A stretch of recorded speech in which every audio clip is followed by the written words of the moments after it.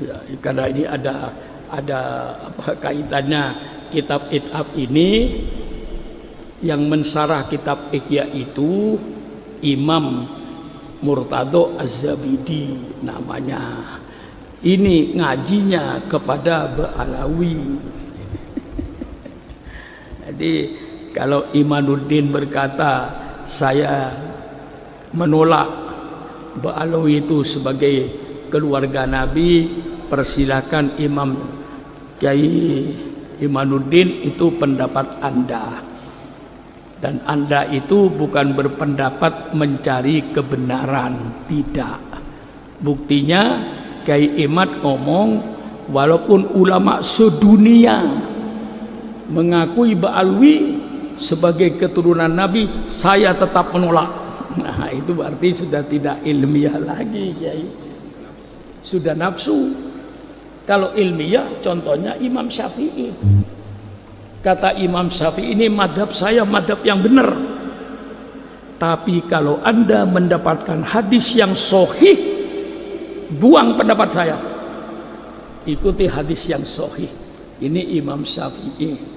Kiai Imad tidak. Biar kiai sedunia menyatakan Ba'alawi ini keluarga Nabi, saya tetap menolak. Itu sudah tidak ilmiah lagi. Itu berarti benci. Nah, saya jawab dengan tidak usah konfrontasi.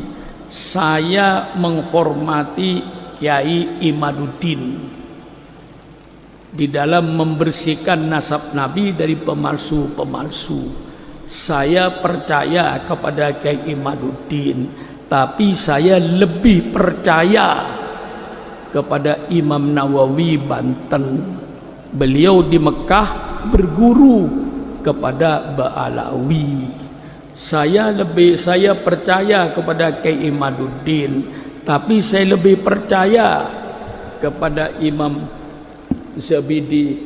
Yang ini kitabnya Imam Zabidi, 8 kitab kayak begini yang mensarah kitab Ihya Ulumuddin. Nah, karena ada kaitannya. Dan Imam Murtado Az-Zabidi ini gurunya Ba'alwi. Saya percaya kepada Kiai Imaduddin, tetapi saya lebih percaya sama Kiai Hasyim Asy'ari, sama Kiai Hulil Bangkalan. Saya lebih percaya sama Syekh Yasin Padang. Saya lebih percaya kepada Syekh Khotib Al-Minangkabawi yang dia di Mekah sebagai ulama internasional. Saya lebih percaya pada Kiai Muhammad Mahfud Tarmisi, Termas, Pacitan, yang dia berada di Mekah bertahun-tahun berguru juga kepada Ba'alawi. Saya lebih percaya kepada Sayyid Muhammad Maliki di Mekah. Dia ulama internasional. Siapa yang tidak kenal dengan Sayyid Muhammad Al-Maliki di Mekah? Dia berguru kepada Ba'alawi. Saya lebih percaya kepada Imam Mesir Ali Jum'ah yang sekarang menjadi mufti Mesir. Dia mengakui kalau Ba'alawi ini adalah keluarga Nabi. Saya lebih percaya kepada Imam Ibnu Hajar Al-Haytami, seorang ulama fikih yang dia juga berguru kepada Ba'alawi. Dari Ba'alawi itu banyak aulia illahnya, banyak ulama-ulamanya. Nah, ini karena ini ada hubungannya dengan Imam Murtado Az-Zabidi, ini pengarangnya 8 kitab kayak begini ini. Ini 1 jilidnya 8 jilid kayak begini tebalnya. Ini bergurunya kepada Ba'alawi. Kalau kitab yang dipegang ke Imanuddin itu namanya kitab As-Sadratul Mubarakah, katanya kitab ini sudah 500 tahun yang lalu. Baik, mengapa kok baru ketahuan kitab ini? Kemana selama 500 tahun ini? Kok tidak ada ulama yang tahu kitab ini? Itu bagi saya tanda tanya. kok kitab 500 tahun yang lalu baru ketahuan kemarin. Kitab ini tentu bagi saya tanda tanya. Dan setelah kitab ini diketahui di Irak, lalu ditahqiq oleh Imam Mahdi Ar-Raji'i, orang Syiah tapi ahli nasab, dia katakan saya tetap percaya kepada Ba'alwi kalau itu sejarah Nabi. Jadi istilah Ba'alwi ini supaya saudara tahu, Ba'alwi ini diambil dari kata-kata alwi. Alwi ini anaknya Ubaidillah, gitulah. Lalu turunan ke bawah dianggap Ba'alawi, Bani Ba'alawi, yang masuk ke Indonesia, ke seluruh dunia. Jadi Ba'alawi itu bukan di Indonesia saja. Nah, Kiai Imad hanya percaya kepada kitab yang sezaman. Kitab yang tidak sezaman dia tidak percaya, walaupun di sini dia menyebutkan adanya Ubaidillah. Kiai Imaduddin berkata Ubaidillah itu tidak ada. Jadi Sayyid Ahmad tidak punya anak bernama Ubaidillah. Sedangkan Ba'alawi ini dari Habib Alwi mengaku saya anaknya Ubaidillah. Ubaidillah anaknya Ahmad, Ahmad anaknya Isa, Isa anaknya Muhammad, Muhammad anaknya Ali, Ali anaknya Ja'far Shadiq, Ja'far Shadiq anaknya Muhammad Bakir, Muhammad Bakir anaknya Zainal Abidin, Zainal Abidin anaknya Sayyidina Husain, Sayyidina Husain anaknya Sayyidina Ali dan Sayyidina Fatimah.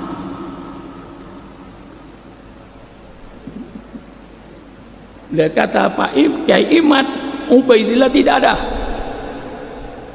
Jadi Alwi itu bukan anaknya Ubaidillah. Baik, saya terima Ubaidillah tidak ada. Jadi sekarang Alwi bukan anaknya Ubaidillah. Kalau Alwi ini bukan anaknya Ubaidillah, karena Ubaidillah tidak ada, tolong tunjukkan kepada saya Alwi itu anaknya siapa. Kalau Alwi itu tidak ada bapaknya, berarti Alwi itu anak zina. Lebih berbahaya lagi.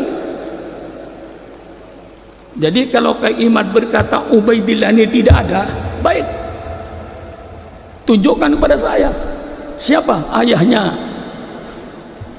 Ya, ayahnya Alawi ini. Kalau ayahnya bukan Ubaidillah, siapa ayahnya? Kalau tidak bisa menunjukkan ayahnya, berarti saudara mengatakan bahwa Alwi itu adalah manusia yang tidak ada bapaknya, garis miring anak zina. Ayo, kita jangan emosi, kita uraikan. Masa walaupun ulama sedunia mengakui bahwa Alwi ini turunan Rasul, saya tetap menolak. Ya sudah, Mufti Mesir mengakui. Syekh Ramadan Al-Buti itu seorang ulama besar di Syria. Dia menyatakan bahwa Ba'alwi itu keluarga Nabi. Lalu Kiai Imad bertahan, tidak ada ketetapan dari seorang ulama pun di dunia yang menetapkan. Memang tidak ada yang menetapkan, tidak usah ditetapkan, sudah nyata. Saya tanya sama kiai-kiai ini, ada orang di dunia yang memberikan ketentuan, keputusan bahwa matahari itu panas? Tolong tunjukkan sama saya. Saya memutuskan kalau matahari itu panas, goblok.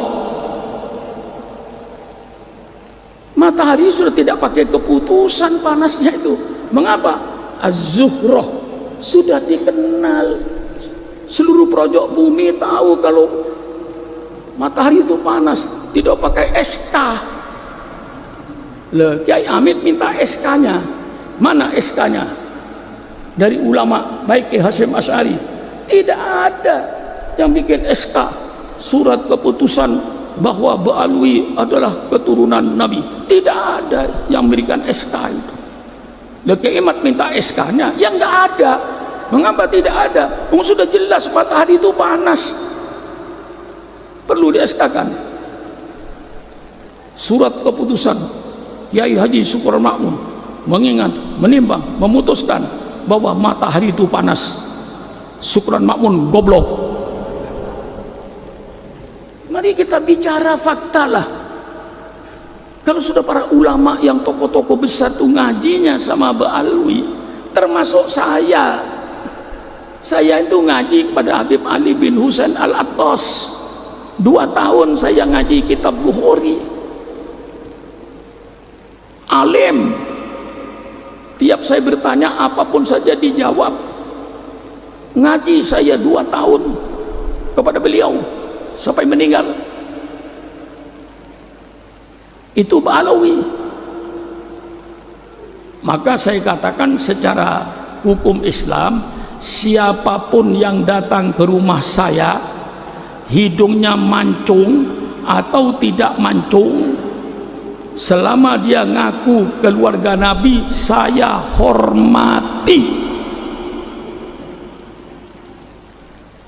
Umpama dia bohong, bukan keluarga Nabi, ngaku keluarga Nabi, bukan urusan saya, urusan dia nanti dengan Allah.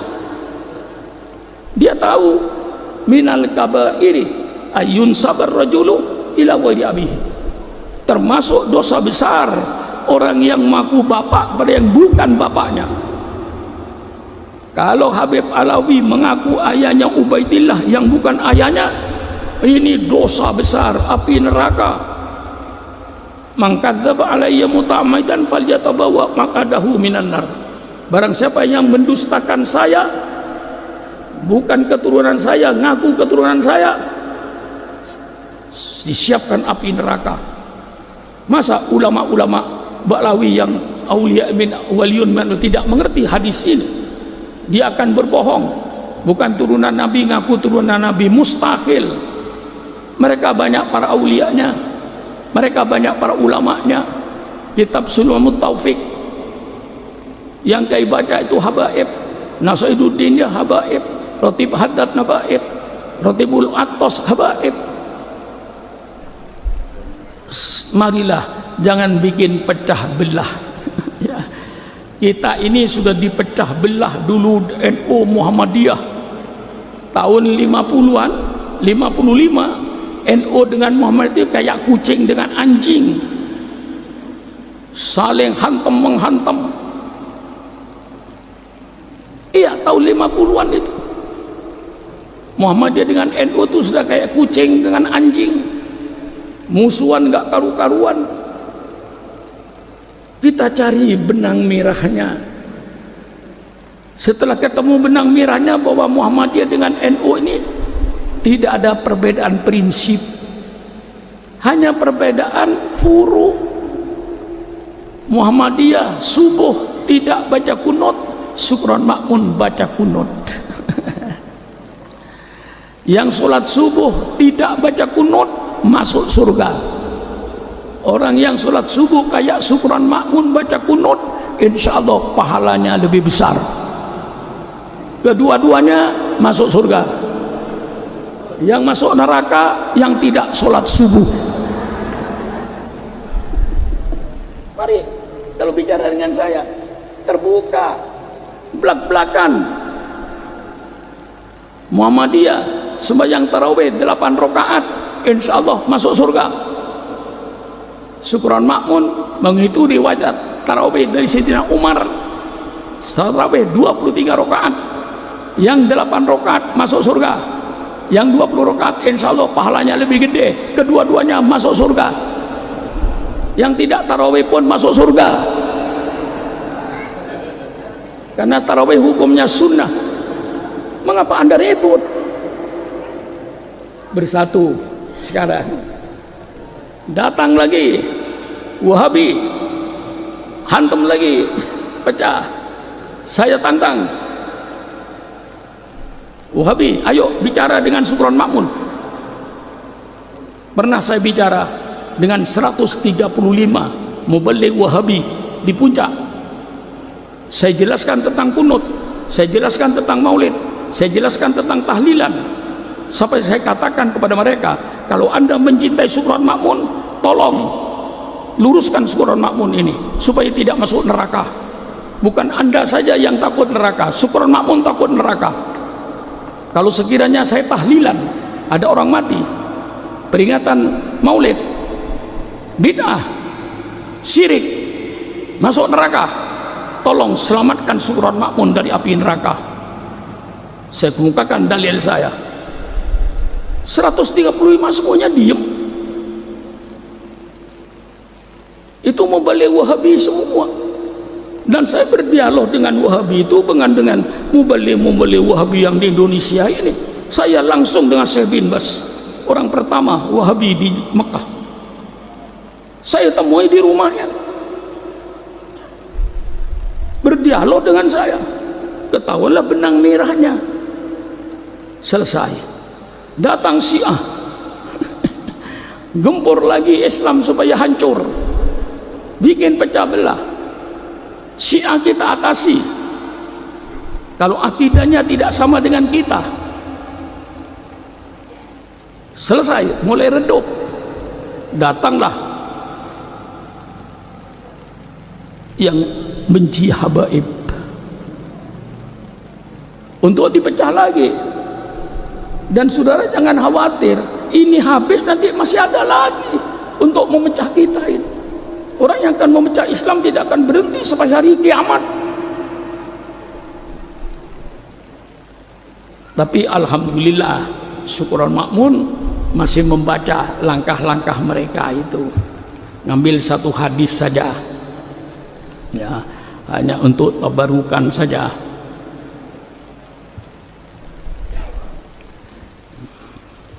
Ya.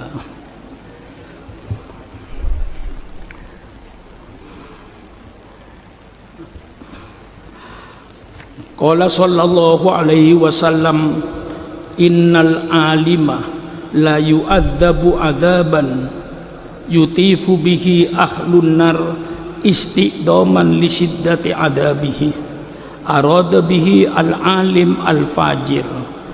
Wa qala Usama bin Zaid sami'tu Rasulullah sallallahu alaihi wasallam yaqul ya'ti bil alim yaumal qiyamah fayulqa finnar fatandaliku aktabuhu fayaduru biha kama yadurul himar firruha fayutifu bihi ahlun nar fayaqulun ma laka fayaqul kuntu amuru bil khairi wala atihi wa anha anis syarri wa atihi innama yud'afidu adabal alim fi maksiatihi li'annahu aso an ilmin. Bersabda Rasulullah sallallahu alaihi wasallam, innal alim, ini sambil koreksi diri, innal alim, sesungguhnya orang alim, la yu'adzabu, benar-benar akan diazab oleh Allah, disiksa oleh Allah, azaban, suatu azab, yutifu, yang berkeliling, bihi, dengan orang alim tadi, ahlun nar, penduduk neraka mengelilingi orang alim ini yang sedang disiksa oleh Allah Subhanahu wa taala. Istiqdoman, membesarkan, li syiddati adabi, karena dahsyatnya adab Allah terhadap orang alim. Na'udzubillah min dalik. Nanti orang alim akan diazab oleh Allah dengan adab yang pedih. Orang ahli neraka mengelilingi semuanya. Arada bihi al-alim al-fajir, yang dimaksud oleh Nabi di sini orang alim yang ahli maksiat. Alim main judi, alim main perempuan, alim minum minuman keras. Dia ngerti kalau minuman keras itu haram, tapi dia minum. Dia tahu kalau berjudi itu haram, tapi dia berjudi. Dia tahu kalau berzina itu haram, tapi dia melaksanakan perzinaan. Itulah al-alim al-fajir. Wa arada al-alim al-fajir wa qala Usama bin Zaid, berkata Usama bin Zaid, sami'tu Rasulullah, saya telah mendengar Rasulullah SAW yaqul, bersabda, yu'ta bil alim, didatangkan dengan orang alim, yaumal qiyamah, pada hari kiamat, fayulqa finnar, maka orang alim tadi dilempar di api neraka. Fatandaliku aktabuhu, maka keluarlah ususnya. Usus itu bisa 10 meter itu. Maka keluarlah ususnya. Fayaduru, maka dia berputar dengan ususnya itu. Kama yadurul himar, sebagaimana berputarnya himar dengan talinya ketika dia diikat. Ini patok himar, talinya diikat ke patok itu, himarnya keliling. Dengan ususnya dia keliling. Fayutifu bihi ahlun nar, maka berkeliling di orang alim itu orang ahli neraka. Fayaquluna, maka mereka orang berkata ahli neraka, malakah, apa yang terjadi bagi engkau hai orang alim? Mengapa engkau begitu hai orang alim? Fayaqulu, maka berkata orang alim tadi, kuntu amuru bil khairi, saya ketika di dunia selalu menyuruh orang berbuat baik, wala atihi, tapi saya sendiri tidak pernah berbuat baik, wa anha anisyar, dan saya di dunia selalu melarang orang berbuat jahat, wa atihi, tapi saya yang berbuat jahat. Itulah sebabnya orang alim itu innama yudha'afu adabul alim fi maksiatihi, maka sesungguhnya Allah melipat gandakan adabnya orang alim karena di dalam bermaksiat itu dengan ilmu. Lain orang bodoh. Orang bodoh bermaksiat, orang alim bermaksiat, orang bodoh bermaksiat karena tidak tahu. Seandainya ada orang Irian mu'allaf baru masuk Islam, dia makan babi, tidak dosa, karena dia belum tahu kalau babi itu diharamkan, baru masuk Islam. Nah, itu bedanya. Tetapi orang alim makan babi, bukan dia tidak tahu kalau babi itu haram, dia tahu kalau babi itu haram, dia kerjakan. Itu sebabnya orang alim itu diazab oleh Allah 2 kali lipat, 3 kali lipat daripada orang awam. Nah, ini sebagai usikum wa iyaya binafsi bitaqwallah. Malah dalam kitab Zubat lebih dahsyat lagi, bahwa orang alim nanti, orang alim akan diadab oleh Allah, fa'alimun bi ilmihi lam ya'malan mu'adzabun min qabli ubadil wathan. Orang alim yang dengan ilmunya tidak mengamalkan, maka dia nanti di akhirat akan diazab oleh Allah sebelum penyembah berhala diazab, kiainya diadab duluan. Na'udzubillah min dalik. Saya membaca ini usikum wa iyayah untuk mengingatkan diri saya sendiri, maka saya baca ayat-ayat hadis-hadis yang serem untuk mengingatkan diri saya sendiri. Inilah keadaannya sebagai tabarukan. Ini kitab Ihya, kebetulan kitab Ihya ini sarahnya yang saya baca. Sarahnya ini 8 kitab kayak begini. Yang nyusun namanya Imam Murtado Az-Zabidi. Imam Murtado Az-Zabidi itu ngajinya kepada Ba'alawi. Bagaimana saya tidak percaya?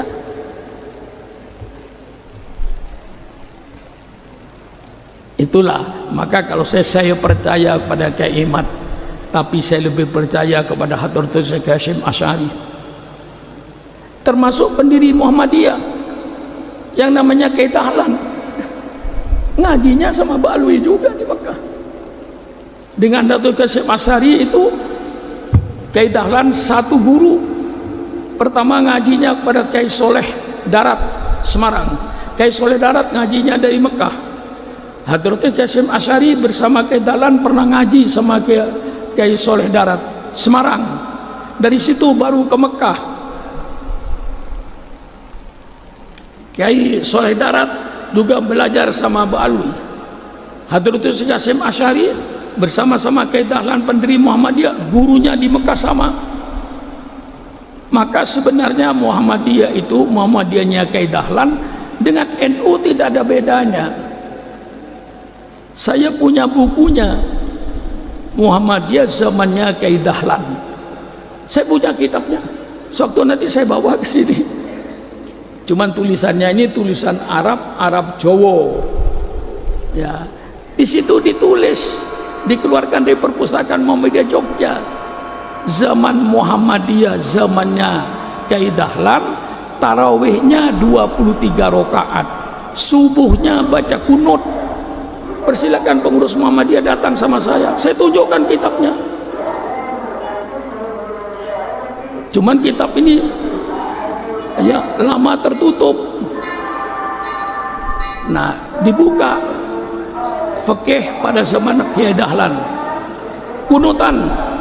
Persilakan Muhammadiyah yang tidak terima datang sama saya tunjukkan kitabnya. Kiai Dahlan tarawih 23 rakaat. Dalam buku yang saya baca ini, ya ini relatif berubahnya fikihnya Muhammadiyah ini setelah kemasukan pengurus yang datang dari Sumatera Barat, pengikutnya Imam Bonjol, itu mulai berubah dan berubah mutlak setelah di Pekalongan. Saya punya, saya pikir kalau begitu Kiai Dahlan benar. Saya telusuri, betul Kiai Dahlan pendiri Muhammadiyah ini adalah gurunya Kiai Soleh Darat Semarang bersama Hadratus Qasim Asy'ari. Setelah itu dia ke Mekah. Di Mekah gurunya sama. Maka waktu mendirikan Muhammadiyah dengan mendirikan NU itu tujuannya sama, hanya beda nama. Segala perbuatannya sama, tidak ada bedanya antara Muhammadiyah dengan NU pada zamannya Hadratus Syekh. Nah, setelah itulah saya baca sejarahnya, mulai ada perubahan setelah kemasukan pengurus yang datang dari Sumatera Barat, diantaranya dari muridnya Imam Bonjol. Imam Bonjol itu Wahabi. Kalau ini saya tidak menuduh Wahabi, tidak, cuman muridnya. Nah, disitulah mulai ada perubahan. Terbongkar fikihnya Kiai Dahlan ini dengan tulisan huruf Arab tapi bahasa Jawa. Ketahuan benang merahnya. Kita dengan Muhammadiyah tidak ada masalah. Datang ini sekarang sedang dipecah antara ulama NU dengan para habaib. Kalau ini pecah, inna lillahi wa inna ilaihi rajiun. Kuatnya Islam di Indonesia ini karena kerjasamanya Robito Alawiyah bersama-sama dengan Nahdlatul Ulama ketika berdiri tahun 26 itu ada perjanjian kerjasama. Masa tokoh-tokoh NU seperti Kiai Wahab, seperti Kiai Holil Bangkalan, seperti Kiai Hasyim Asy'ari tidak mengerti hal ini? Lah inilah saudara, maka sudahlah sekarang ademkan. Kalau Kiai Imad tidak percaya bahwa Ba'alwi itu turunan Rasulullah, sudahlah Anda yang tidak percaya. Tapi tidak usah memaksa Sukron Makmun untuk percaya seperti saudara. Saya mempunyai jalur dan insya Allah lebih kuat. Saya berguru pada Sayyid Muhammad Al-Maliki di Mekah. Saya dikasih silsilah nasab. Cuman saya tidak sempat menghafal. Kalau saya mau menghafal nasab itu, nasab silsilah ilmu, saya bisa berkata, saya ajarkan kepada saudara kitab Riyadhus Shalihin dari guru saya Sayyid Muhammad Maliki, dari ayahnya, dari kakeknya, dari gurunya, bergurunya sampai kepada Imam Nawawi. Saya kalau mau mengajar kepada saudara, saya bawa sanadnya, saya bisa mengajar. Qala Rasulullah sallallahu alaihi wasallam an Sayyid Muhammad Maliki, dari Sayyid Muhammad Maliki saya ngaji. Sayyid Muhammad Maliki ngaji dari ayahnya, ayahnya ngaji dari kakeknya, kakeknya ngaji dari si fulan, si fulan, si fulan, si fulan, si fulan, si fulan, dan si fulan itu ngaji kepada Imam Bukhari. Sambung. Punya saya kitab namanya Al-Lu'lu', cuman untuk menghafal nggak sempat saya. Ambil kepalanya saja. An Abi Hurairah radhiyallahu anhu sami'tu Rasulullah sallallahu alaihi wasallam. Saya tidak sebut sanadnya. Kalau saya sebut sanadnya bisa saya sebut. Saya ngajar saudara hadis ini dari siapa? Dari guru saya, Sayyid Muhammad Al-Maliki. Sayyid Muhammad Al-Maliki dari siapa? Dari ayahnya. Ayahnya dari siapa? Dari kakeknya. Kakeknya dari siapa? Dari gurunya. Gurunya dari siapa? Dari gurunya. Gurunya dari siapa? Dari gurunya, dari gurunya, dari gurunya, dari gurunya, dari Al-Imam Bukhari radhiyallahu anhu qala Nabi sallallahu alaihi wasallam. Nyambung. Karena saya ngaji. Ya itu namanya sanadnya ilmu. Nah, sanadnya ilmu. Jadi punya sanad dari gurunya, dari gurunya, dari gurunya. Saya punya sanad dari Habib Alwi, Habib Ali bin Husain Al-Atos. Saya punya sanad. Bukan ngaji saya sembarangan. Nah, ini kepada saudara-saudara, sudahlah, redakan, tidak usah memikirkan nasab orang, pikirkan saja nasibnya sendiri. Ya, kayak saya datang ke rumah saya, hidungnya mancung atau peseng, selama dia ngaku keluarga Nabi saya hormati. Adapun dia bohong, bukan urusan saya, urusan dia dengan Allah.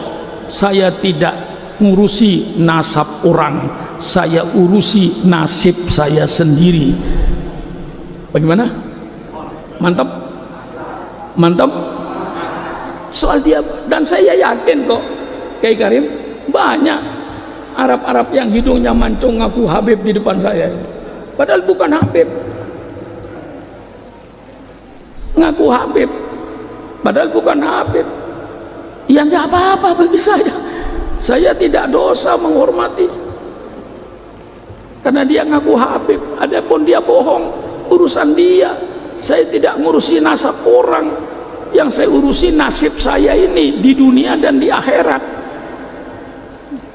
Nah, itu kalau saya, loh, kalau hidungnya peseng kok dihormati? Kan jelas itu bukan Arab. Loh, banyak ahli bait itu yang hidungnya peseng. Mengapa? Karena kawin dengan orang Luilian. Iya, kawin dengan orang Cianjur, istrinya hidungnya peseng, lahir tidak ikut bapaknya, ikut siapa? Tanya itu Ustadz. Itu paling banyak di Sukabumi, Habib kawin di Sukabumi, Cianjur tuh paling banyak itu punya anak peseng hidungnya, nggak mancung. Mengapa? Urun ibu. Tapi nasab tetap nasab Rasulullah, karena dari jalur laki-laki. Lah ini jadi walaupun hidungnya peseng, ngaku Nabi pun, ngaku keluarga Nabi, saya hormati. Soal dia bohong, bukan urusan saya. Saya nggak ngurusin nasab orang. Yang saya urus nasib saya, yang saya urus sholat saya, yang saya uruti dzikir saya, yang saya uruti ibadat saya. Nah, saya tidak ngurusin nasab orang. Untuk apa sibuk dengan nasab orang sehingga lupa sholat? Nah, inilah mungkin sebagai tambahan. Sekian, wassalamualaikum warahmatullahi wabarakatuh.